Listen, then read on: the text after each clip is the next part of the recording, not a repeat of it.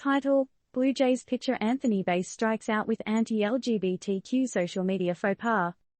TLDR, big league pitcher Anthony Bass of the Blue Jays dropped the ball on social media by sharing an anti-LGBTQ post suggesting a boycott of Target due to their pro-LGBTQ initiatives.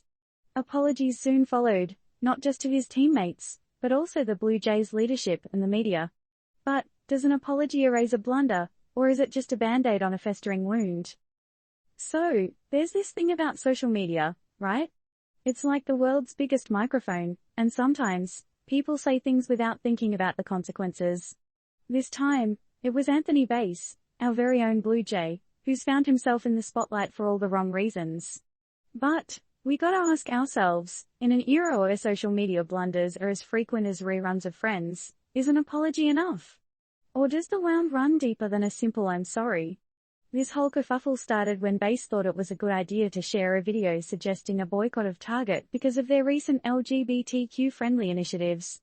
Oh. Not a good look, man. Bass, who usually pitches fastballs, was quick to backpedal, issuing an apology not only to his teammates but to the team's leadership as well, right before Tuesday's game. However, Bass didn't take any questions following his statement. Is an apology with no dialogue really an apology?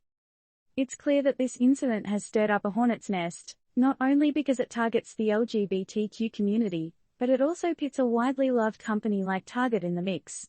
With all this talk about cancel culture and how quickly the internet can turn on you, it begs the question, is there a way to uncancel oneself, or is an apology the equivalent of striking out in the ninth inning of the game of public opinion? As we all know, baseball is a game of second chances. You can strike out in one inning and hit a home run in the next. Is the same principle applicable in real life though? Do we grant second chances as easily off the field?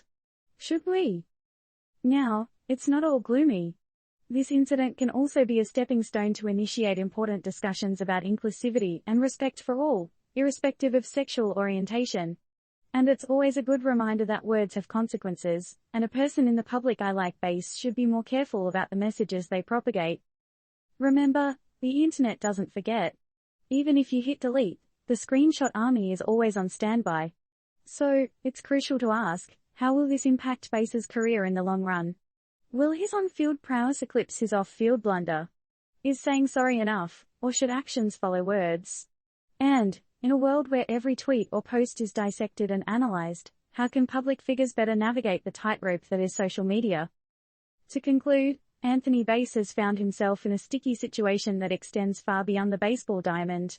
But the big question here is, in the era of cancel culture, does an apology warrant forgiveness, or is it simply the beginning of a long road to redemption? Let us know what you think.